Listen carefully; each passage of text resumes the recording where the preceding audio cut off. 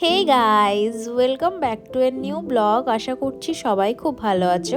তো তোমরা ভাবছো ভিডিওর ফার্স্টেই আমি এরকম বড় বড় চিকেন পিস তোমাদেরকে কেন দেখাচ্ছি, তাই তো?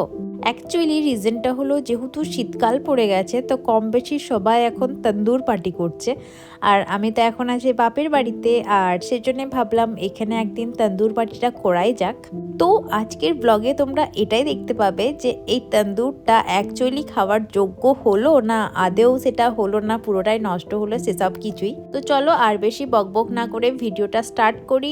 স্টার্ট করার আগে আরেকটা কথা বলে রাখি, এরকম নতুন নতুন ভিডিও দেখতে হলে অবশ্যই কিন্তু আমার চ্যানেলটিকে সাবস্ক্রাইব করে পাশে থাকা বেল আইকনটিও প্রেস করে দিও, যাতে নতুন কোনো ভিডিও আপলোড হলেই তোমার কাছে নোটিফিকেশন চলে যায়।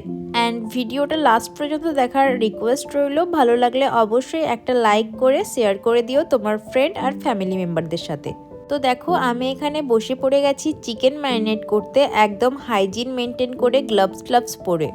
এখানে রয়েছে 2 কেজির মতো চিকেন। তো দেখো সেই পরিমাণে আমি ফার্স্টেই কাঁচা লঙ্কা, আদা রসুনের পেস্ট দিয়েছি, 200 গ্রামের মতো ফেটানো টক দই দিয়েছি, তার সাথে রেগুলার মশলা যেগুলো হয়, মানে নুন, হলুদ গুঁড়ো, লঙ্কা গুঁড়ো, জিরে গুঁড়ো, ধনে গুঁড়ো, এগুলোই আর কি। আর কালারের জন্য অ্যাড করেছিলাম কাশ্মীরি রেড চিলি পাউডার, সাথে দিয়েছিলাম খুব অল্প পরিমাণে ব্ল্যাক পেপার পাউডার, আর বেশ অনেকটা পরিমাণে সর্ষের তেল আমি ইউজ করেছিলাম। তারপর দেখো বেশ ভালো করে মেখে নিচ্ছি। এই কালারে যদি না পোষায় তাহলে ফুড কালার অ্যাড করতে হবে। আর আমার কাছে যেহেতু তন্দুর মশলা নেই, সেজন্য আমি অন্য কোনো এক্সট্রা মশলা ইউজ করিনি, নাহলে কিন্তু সেটা আরামসে ইউজ করা যায়। যেহেতু ফার্স্ট টাইম ওই গ্লাভস পরে ম্যারিনেট করছিলাম, সেজন্য একটু ফার্স্টে প্রবলেম হচ্ছিল, বাট তারপরে অ্যাডজাস্ট হয়ে গেল।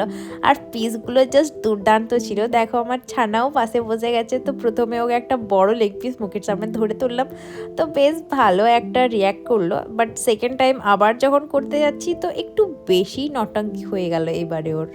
আর এই ম্যারিনেট করে তোমরা যত বেশি টাইম রেস্টে রাখবে ততই ভালো, বাট আমাদের ওই 1 ঘন্টার মতো রেস্টে ছিল। আর এদিকে আমার বড় দাদা ভাই তো উনুন জ্বালিয়ে একদম রেডি করে দিল, কারণ ওই সব কাজে ও কিন্তু একদম এক্সপার্ট। কয়লাটা ধরতে যেহেতু একটু টাইম লাগবে, সেই জন্য এই টাইমে আমি বাটারটা গলিয়ে নিলাম, আর তার সাথে গ্রিন চাটনিটাও বানিয়ে নিলাম। চাটনি বানানো তো খুবই সিম্পল, জাস্ট এখানে অনেকটা পরিমাণে ধনেপাতা দিয়েছি, তার সাথে দিয়েছি 2টো কাঁচা লঙ্কা, একটু পরিমাণে আদা কুচি, আর কয়েক কোয়া রসুন।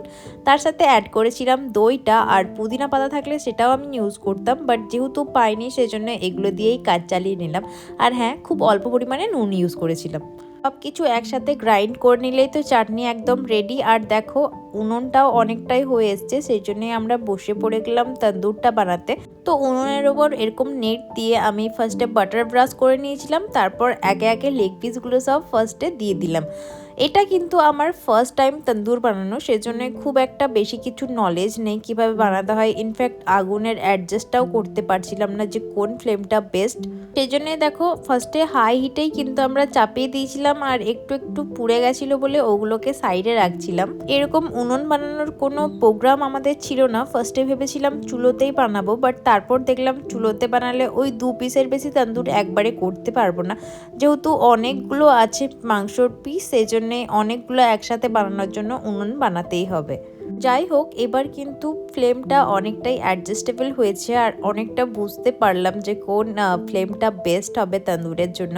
বাই দ্য ওয়ে, তোমরা কারা কারা শীতকালে এরকম তন্দুর পার্টি করো অবশ্যই আমাকে কমেন্টসে জানিও। আর তন্দুরটা কি এই সেম প্রসিডিওরে করো না কিছু অন্য জিনিস অ্যাড করো এর মধ্যে, সেটা আমাকে কমেন্টসে জানিও, তাহলে আমার একটু নলেজটা গেইন হবে। চিকেনটা অলমোস্ট সেদ্ধ হয়ে এসছে। তো দেখো এখানে আমার বড় বৌদি মন দিয়ে চিকেনে বাটারিং করছে। কাজ যদি এরকম বাটারিং আমার দাদাকে করতো তাহলে আজকে লাইফে অনেকটা উন্নতি করে ফেলতো। যাই হোক, it's a part of joke. তো বেশ ভালো করে মন দিয়ে কাজ করছিল, আর অলমোস্ট চিকেনগুলো হয়ে এসছে। এগুলো জাস্ট এবার এই ফ্লেম থেকে উঠিয়ে সার্ভ করার পালা। আমরা সবাই, মানে আমি, আমার হাজব্যান্ড, বড় বৌদি, দাদা খুব এক্সাইটেড ছিলাম জানো তো, যে কেমন টেস্টটা হবে আলটিমেটলি। খুব তো খাটাখুটি করছি। তো 20 থেকে 25 মিনিট ফ্লেমে রাখার পর দেখছি তন্দুরের যে রিয়েল কালার আর টেক্সচারটা হয় সেটা কিন্তু চলে এসছে। দেখো দেখতে কতটা জুসি লাগছে, আর স্মেলটাও কিন্তু হেভি বেরিয়েছিল। এবার এগুলোকে একটা বড় প্লেটে তুলে নিয়েছি, আর দেখো দেখে কতটা ডেলিশিয়াস লাগছে। খুশিতে আমি একটু ডান্সও করে নিলাম, কালারটা কিন্তু জাস্ট পারফেক্ট এসেছিল। আর এই তন্দুর বানানোর মাঝে আমি পেঁয়াজগুলো স্লাইস করে কেটে নিয়েছি, লেমনও কেটে নিয়েছি। এবার এই প্লেটে যেহেতু সবারই খাওয়া হবে না, ইনফ্যাক্ট সবার জন্য এখন হয়নি রেডি, মানে আরও তন্দুর করতে বাকি আছে, সেজন্য যতগুলো হয়েছে সেগুলোকে সার্ভ করে নিচ্ছি। তো ছোট ছোট প্লেটে আমি তন্দুরের পিসগুলো নিয়ে নিয়েছি, তার সাথে স্লাইস করা পেঁয়াজটাও নিয়েছি। এবার তন্দুর পিসের ওপর লেমন জুসটা ছড়িয়ে নেব। আর তারপর আমি একটু পরিমাণে এখানে বিট লবণ ইউজ করেছি জাস্ট ফর ফ্লেভার। খুবই ভালো ফ্লেভার এসেছিল কিন্তু এটা ইউজ করার পর। তোমরা চাইলে এখানে প্লেন নুনও ইউজ করতে পারো, আর তোমরা জলজিরাও ইউজ করতে পারো। আশা করি জলজিরা দিয়েও কিন্তু হেভি লাগবে খেতে। অ্যান্ড লাস্টলি যেটা ছাড়া তন্দুর খাওয়া একদম ইনকমপ্লিট, মানে গ্রিন চাটনি, সেটাও নিয়ে নিলাম। চলো যারা যারা তন্দুর খাবে তাদের রিভিউটা নিয়ে নিই। তো এখানে আমার ছোটো দাদা খাচ্ছে, আর ফার্স্ট বাইট নিয়ে ও বললো হেভি হয়েছে। আর এইদিকে তো আমার ছানা দুটোও বসে পড়ে গেছে খেতে। দেখো ফার্স্ট জন তো রিভিউ দিয়ে দিল যে ভালো হয়েছে খেতে, এবার সেকেন্ড জনের পালা। ওর এই ভিডিওটা দেখে আমি এতটা পরিমাণে হেসেছি, মানে বলার নেই। যখন ভিডিওটা হয়েছিল তখন আমি সামনে থেকে ছিলাম না, এখন দেখছি যে কীরকম গরম থাকা সত্ত্বেও পুরোটা মুখে নিয়ে নিয়েছিল, বাট তারপর আর গরমের চোটে পারলো না। বাট আলটিমেটলি যতটুকু খেয়েছে ততটুকু খেয়ে কিন্তু বলেছে ভালোই হয়েছে।